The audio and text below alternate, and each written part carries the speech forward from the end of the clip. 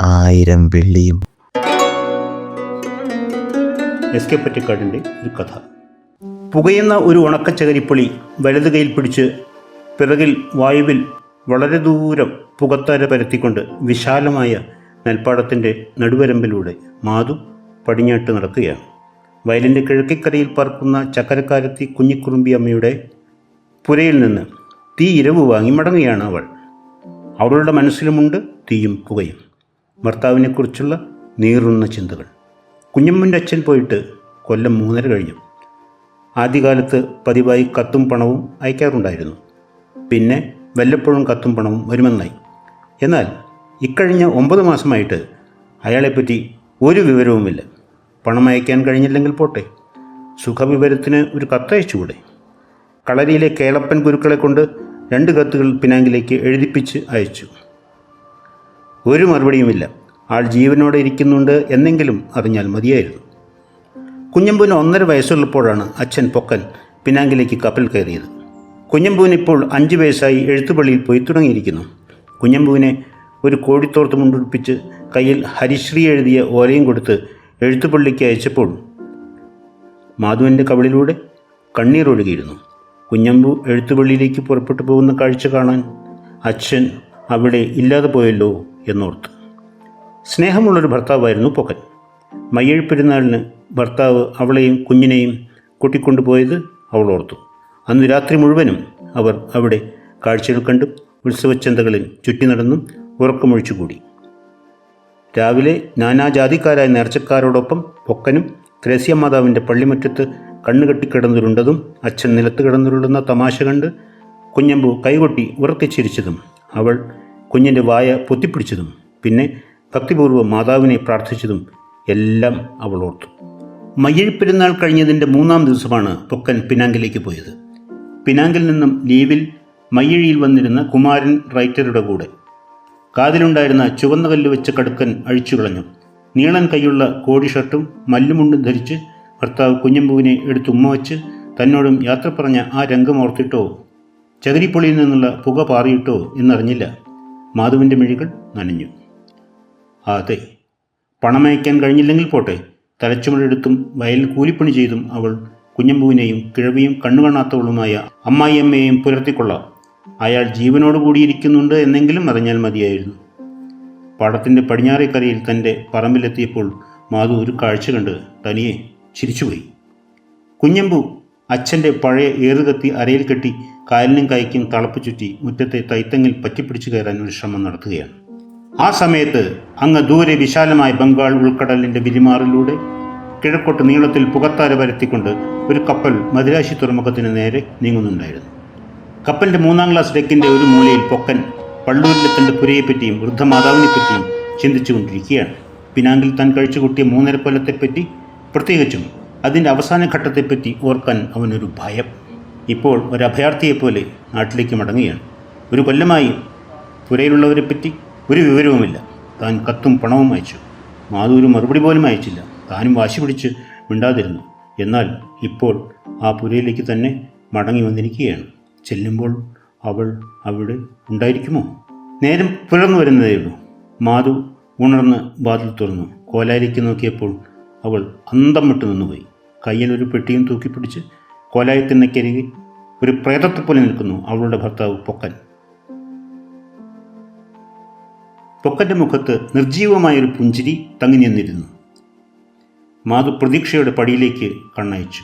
പെട്ടി ഭാണ്ഡങ്ങളുമേറി വന്ന ഊരിപ്പോട്ടറെവിടെ? മാധുവിൻ്റെ നോട്ടം മനസ്സിലാക്കി പൊക്കൻ വിഷാദഭാവത്തിൽ ജൽപ്പിച്ചു. വേറെ ഒന്നും കൊണ്ടുവന്നിട്ടില്ല മാധു, ഞാനും ഈ പെട്ടിയും മാത്രം. ഇങ്ങനെ പോരേണ്ടി വന്നു. നനയുന്ന മിഴി തുടച്ചുകൊണ്ട് മാധു മൊഴിഞ്ഞു. നിങ്ങൾ വന്നല്ലോ, അത് മതി. പൊക്കൻ പെട്ടിയും തൂക്കി അകത്തു കടന്നു. രാത്രി വണ്ടിക്കാണോ വന്നത്? മാധു ഭർത്താവിൻ്റെ പരവശഭാവം സൂക്ഷിച്ചു നോക്കിക്കൊണ്ട് ചോദിച്ചു. ആ, രാത്രി വണ്ടിക്ക് മയ്യഴിയിലിറങ്ങി നേരെ ഇങ്ങോട്ട് നടന്നു. തുടകൾക്കിടയിൽ കയ്യും വെച്ച് കിടന്നിറങ്ങുന്ന കുഞ്ഞമ്പൂവിനെ പൊക്കൻ വാത്സല്യത്തോടെ ഒന്ന് നോക്കി. ചെക്കനങ്ങ് വലുതായിപ്പോയല്ലോ. ഓ, നിങ്ങൾക്ക് മോനെ ഓർമ്മ ഉണ്ടോ? മാധു ഉള്ളിലെ പരിഭവം ഇളക്കിവിട്ടു. നീയല്ലേ എന്നെ മറന്നത്? പൊക്കൻ മുഷിഞ്ഞ ഷർട്ട് ഊരി അയയിലെറിഞ്ഞു. നിനക്കൊരു കത്തയച്ചു കൂടായിരുന്നോ? ഞാൻ ഗുരുക്കളെ കൊണ്ട് 3 കത്തയപ്പിച്ചു. ഒരു മറുപടിയും കിട്ടിയില്ല. മാധു ഭർത്താവിൻ്റെ ദേഹം മിഴികൾ കൊണ്ടൊന്നൊഴിഞ്ഞു. നല്ല പ്ലാത്തടി പോലിരുന്ന മെയ്യ് കരുവാളിച്ച് ചടച്ചിട്ടുണ്ട്. ആരാണ് അവിടെ അവതാരിക്കണത്? പൊക്കൻ്റെ കണ്ണു കാണാത്ത കിഴവിത്തള്ള വിളിച്ചു ചോദിച്ചു. അമ്മേ, കുഞ്ഞമ്പൂൻ്റെ അച്ഛൻ വന്നു. മാധു ഉറക്കെ അറിയിച്ചു. എൻ്റെ മോനെ! തള്ള വാവിട്ട് കരഞ്ഞുകൊണ്ട് തപ്പിത്തെറിഞ്ഞ മകൻ്റെ അടുത്തെത്തിക്കഴിഞ്ഞു. ബഹളം കേട്ട് കുഞ്ഞമ്പ് ഉണർന്നു. മോനെ നോക്ക്, ധാര വന്നിരിക്കണേ. മാധു ഭർത്താവിൻ്റെ ദേഹമൊന്ന് തൊട്ട് കാണിച്ചു. കിഴവിത്തള്ളയും വാത്സല്യത്തോടെ മകൻ്റെ ഊർധ്വദേഹം തലോടി പരിശോധിക്കുകയായിരുന്നു. എൻ്റെ മോൻ വല്ലാണ്ട് മെലിഞ്ഞു പോയി, അവർ ഗദ്ഗതത്തോടെ പറഞ്ഞു. നേരാണമ്മേ, ദേഹത്തിലെ ചോരയെല്ലാം ചെകുത്തൻ ഊറ്റി കുടിച്ചു പോയ പോലെയുണ്ട്. പൊക്കൻ കുഞ്ഞമ്പൂവിനെ എടുത്ത് മാറത്ത് വെച്ചു. കുഞ്ഞമ്പൂവിൻ്റെ ഇപ്പോഴത്തെ പണി എന്താണെന്ന് അറിയോ? ചെത്താണ്, ചെത്ത്. അച്ഛൻ്റെ കത്തിയറെ അരക്കി കെട്ടി മുറ്റത്തെ തെങ്ങുമ്പിൽ കയറ്റാം. മാധു മുറിയുടെ മൂലയിൽ വെച്ചിരുന്ന ഏത് കത്തിയും കൂടും ചൂണ്ടിക്കാട്ടി ചിരിച്ചുകൊണ്ട് പറഞ്ഞു. താൻ പിന്നാങ്കിൽ നിന്ന് പെട്ടെന്ന് ഓടിപ്പോരാനുണ്ടായ കാരണം എന്താണെന്ന് പൊക്കൻ മാധുവിനോട് പറഞ്ഞില്ല. നന്നി മോനി ഓർത്ത് ഞാനിങ്ങ് പോന്നു മാധു. അത്രമാത്രമേ പറഞ്ഞുള്ളൂ. പോകുന്നത് നന്നായി. ആ ഒടുങ്ങിയ നാട്ടിൽ നിന്നും പൊന്നു വാരുന്നതിലും നല്ലത് ഇവിടെ വന്ന് മണ്ണ് കിളയ്ക്കുന്നതാണ്. ഇനി എങ്ങോട്ടും പോണ്ട. ഇല്ല, എങ്ങോട്ടും പോകില്ല, പൊക്കൻ ശപഥം ചെയ്യുന്നത് പോലെ ഉറപ്പിച്ചു പറഞ്ഞു. പൊക്കൻ നാട്ടിലെ തൻ്റെ പഴയ തൊഴിലുകളിലേക്ക് തന്നെ തിരിഞ്ഞു. തെങ്ങ് ചെത്ത്, പച്ചക്കറി കൃഷി, കുറേശ്ശെ തേങ്ങാ കച്ചവടവും. താൻ പെനാങ്കിൽ നിന്ന് പെട്ടെന്ന് ഓടിപ്പോകുന്നതിൻ്റെ പിന്നിലുള്ള രഹസ്യമായ കഥ പൊക്കൻ ഒരാളോട് മാത്രം പറഞ്ഞു. തൻ്റെ പഴയ ചങ്ങാതിയായ ചായക്കച്ചവടക്കാരൻ കുഞ്ഞിക്കണ്ണനോട്. കുമാരൻ റൈറ്ററുടെ കൂടെ പിന്നാങ്കിലെത്തി കുറച്ചു കാലം ഒരു റബ്ബർ തോട്ടം കൂലിയായി വേലയെടുത്തു.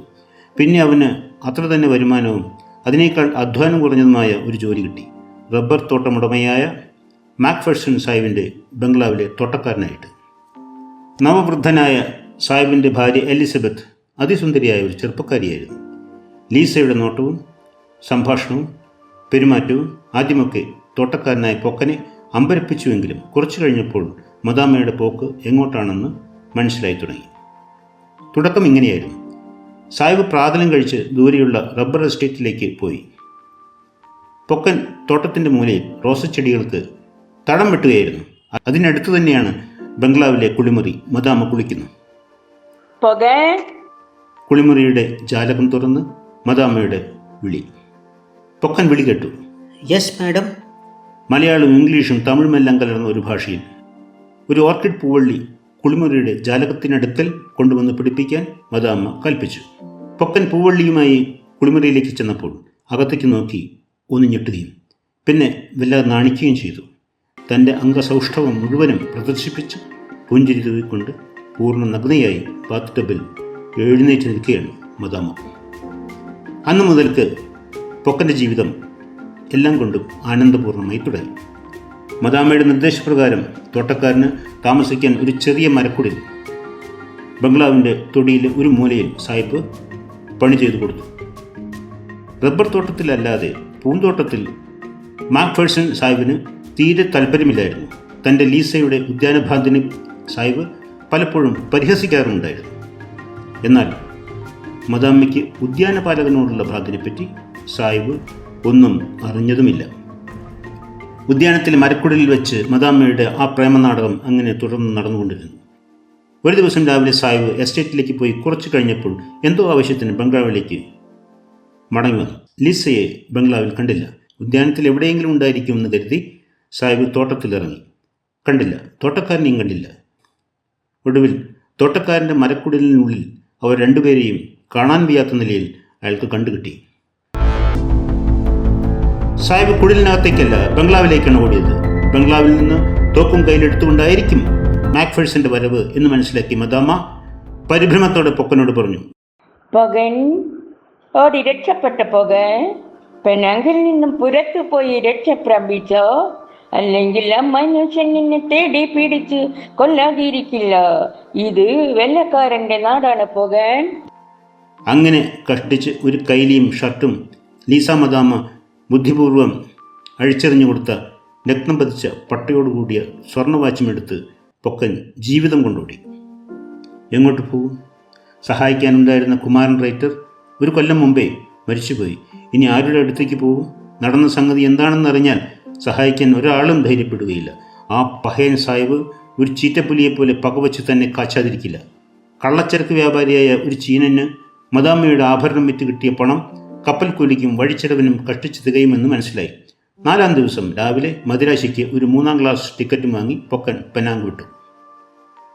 പൊക്കൻ്റെ കഥ കേട്ട് കുഞ്ഞിക്കണ്ണൻ ചിരിച്ചുകൊണ്ട് പറഞ്ഞു, ഇമാതിരി പണിക്ക് അവിടെ ഇനി ഒഴിവുണ്ടെങ്കിൽ പിനാങ്കരിക്കൊന്ന് പുറപ്പെട്ടാലെന്ന് എനിക്കും തോന്നുന്നു. പൊക്കൻ്റെ ജീവിതം സമാധാനപൂർണ്ണമായി നീങ്ങിക്കൊണ്ടിരുന്നു. അങ്ങനെ 2 കൊല്ലം കഴിഞ്ഞു. മയ്യഴിയിൽ പെരുന്നാളിന് പോയപ്പോൾ മാധുവിൻ്റെ ഒക്കത്ത് ഒരു കുഞ്ഞുകൂടി ഉണ്ടായിരുന്നു. 1 വയസ്സായ മകൾ പുഷ്പ. ഒരു ദിവസം രാവിലെ പള്ളൂരിലെ കുഞ്ഞിക്കണ്ണൻ്റെ ചായപ്പീടിയിൽ വന്ന് പോസ്റ്റ്മാൻ അന്വേഷിക്കുന്നു. ചാലിപ്പറമ്പിൽ കേളപ്പൻ്റെ മകൻ പൊക്കൻ്റെ പുര. എന്താ, രജിസ്റ്ററോ മണി ഓർഡറോ എന്തെങ്കിലും ആണോ? കുഞ്ഞിക്കണ്ണൻ ചോദിച്ചു. പിനാങ്കിൽ നിന്ന് വലിയ സംഖ്യയാണ്. ഒരു കമ്പി മണി ഓർഡറുണ്ട്. മാഹി പോസ്റ്റ് ഓഫീസിൽ ചെന്ന് നേരിട്ട് വാങ്ങിക്കൊള്ളാനുള്ള നോട്ടീസാണ്, പോസ്റ്റ്മാൻ പറഞ്ഞു. പോസ്റ്റ് ശിപായിയെയും കൂട്ടി കുഞ്ഞിക്കണ്ണൻ പൊക്കൻ്റെ പുരയിൽ ചെന്നപ്പോൾ പൊക്കൻ കിടന്നുറങ്ങുകയായിരുന്നു. തലേന്നാൾ രാത്രി പൂരക്കളി സംഘത്തോടൊപ്പം എവിടെയോ പോയി കളിച്ച് പുലർച്ചയ്ക്ക് വന്ന് കിടന്നുറങ്ങുകയാണെന്ന് മാധു പറഞ്ഞു. പെനാങ്കിൽ നിന്ന് പണം വന്നിരിക്കുന്നു എന്ന് കേട്ടപ്പോൾ സന്തോഷത്തെക്കാളും പരിഭ്രമമാണ് ഉണ്ടായത്. പോസ്റ്റ് ഓഫീസിലെത്തി 1500 രൂപയ്ക്ക് ഒരു കമ്പി മണി ഓർഡർ, കൂടെ ഒരു സന്ദേശവും. മക്ഫർസൺ മരിച്ചു, ഉടൻ പിനാങ്കിലേക്ക് പുറപ്പെടുക. കപ്പൽ യാത്രയ്ക്ക് 1000 വെള്ളി അയക്കുന്നു. കപ്പൽ കയറുമ്പോൾ വിവരത്തിന് കമ്പി അടിക്കണം. ഞാൻ പിനാങ്ക് പോർട്ടിൽ കാത്തിരിക്കാം, ലിസ. പൊക്കൻ കുഞ്ഞിക്കണ്ണനെ പിടിയിൽ ചെന്നു. മണിയോടൻ്റെയും മദാമ്മയുടെ സന്ദേശത്തിൻ്റെയും വിവരം പറഞ്ഞു. എന്തു ചെയ്യണമെന്ന് തൻ്റെ സുഹൃത്തിനെ ഉപദേശിക്കാൻ കുഞ്ഞിക്കണ്ണൻ ഒരുങ്ങി. കിഴവൻ സാഹിബ് മരിച്ചു. ലക്ഷക്കണക്കിന് വെള്ളി വില വരുന്ന റബ്ബർ എസ്റ്റേറ്റിൻ്റെയും കൊട്ടാരതുല്യമായ ബംഗ്ലാവിൻ്റെയും മറ്റു സ്വത്തുക്കളുടെയും ഏകാവകാശി ഇനി ലീസയാണ്. മദാമ്മയുടെ കാമുകനായി, ഒരുപക്ഷെ ഭർത്താവായി തന്നെ സ്വർഗീയ ആനന്ദമനുഭവിച്ച് കഴിയാനുള്ള ക്ഷണമാണ് വന്നിരിക്കുന്നത്. അതുപേക്ഷിച്ച് കള്ളുചെത്തുകാരനായി മാധുവിൻ്റെയും കുട്ടികളുടെയും കൂടെ പള്ളൂരിൽ തന്നെ കഴിയണമോ? നിന്റെ ഇഷ്ടം പോലെ ചെയ്യേ. ഒടുവിൽ പെനാങ്കിലേക്ക് പോകാൻ തന്നെ പൊക്കൻ തീരുമാനിച്ചു. നിങ്ങൾ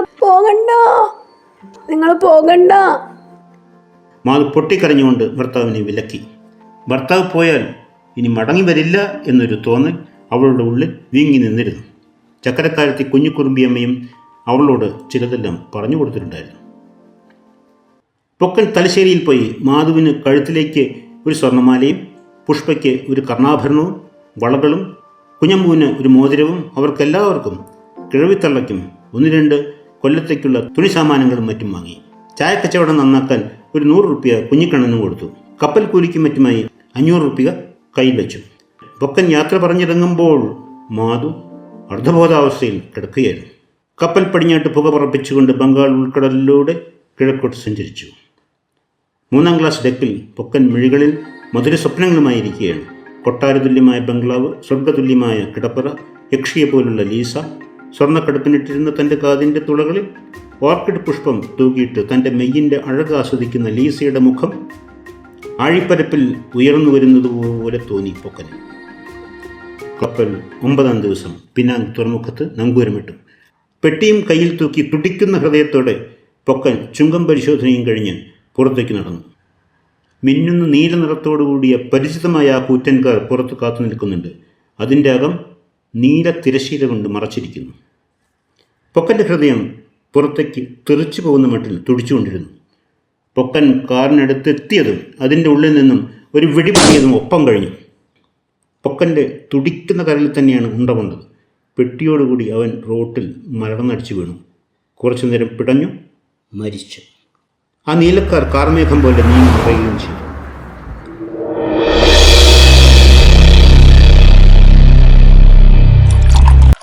തൻ്റെ ബംഗ്ലാവിലെ വിശാലമായ ശയനമുറിയിൽ മാക്ഫേഴ്സൺ സാഹിബ് കയ്യിൽ വിസ്കി നിറച്ച ഗ്ലാസും ചുണ്ടിൽ പുകയുന്ന പൈപ്പുമായി ഒരു കുഷ്യൻ കസേരയിൽ ഇരിക്കുന്നു. എതിരെയുള്ള ചുവരിൽ ലീസയുടെ ഒരു വലിയ ഫോട്ടോ വിലസുന്നു. കസേരയ്ക്കരികെയുള്ള ചെറിയ അലമാറയുടെ തുറന്നിട്ട ഡ്രോയറിൽ നിന്നും 2-3 പുസ്തകങ്ങൾ പുറത്തേക്ക് വാരിയിട്ട് മാക്ഫേഴ്സൺ ഒരു ചിരി ചിരിച്ചു. ലീസയുടെ സ്വകാര്യ ഡയറികളും ലേഡി ചാർട്ടറിയുടെ കാമുകൻ എന്ന ഗ്രന്ഥത്തിൻ്റെ പൊക്കന് നാട്ടിൽ നിന്ന് വന്നിരുന്ന 2-3 പൊളിക്കാത്ത കത്തുകളും. ലീസ, എൻ്റെ പ്രാണനാഥേ, നീ ഇപ്പോൾ സ്വർഗത്തിലോ നരകത്തിലോ? നീ മരിച്ചത് നന്നായി. ആറപകടത്തിൽപ്പെട്ട് പെട്ടെന്ന് മരിച്ചത് പ്രത്യേകിച്ചും നന്നായി. നിന്റെ സ്വകാര്യ ഡയറി കുറിപ്പുകൾ വായിക്കാൻ എന്തൊരു രസം. ലേഡി ചാർലിയുടെ കാമുകൻ എന്നീ ഗ്രന്ഥമോ നിന്റെ ഡയറി കുറിപ്പുകളോ, ഏതാണ് കൂടുതൽ രസാവഹമായിട്ടുള്ളത് എന്ന് എനിക്ക് തീരുമാനിക്കാൻ കഴിയുന്നില്ല. ഇതിന് പ്രത്യുപകാരമായി നിനക്ക് പരലോകത്ത് വെച്ച് നിന്റെ തോട്ടക്കാരൻ കാമുകനുമായി ഈ നാടകം തുടർന്ന് നടത്താൻ നിന്റെ പോകനെ ഞാൻ ഇന്ന് അങ്ങോട്ട് പറഞ്ഞയച്ചിട്ടുണ്ട്. മൈ ഡിയർ ഡാർലിൻ, ഇതിനു വേണ്ടി എനിക്ക് ചിലവായത് 1000 വെള്ളിയും ഒരു വെടിയുണ്ടയും.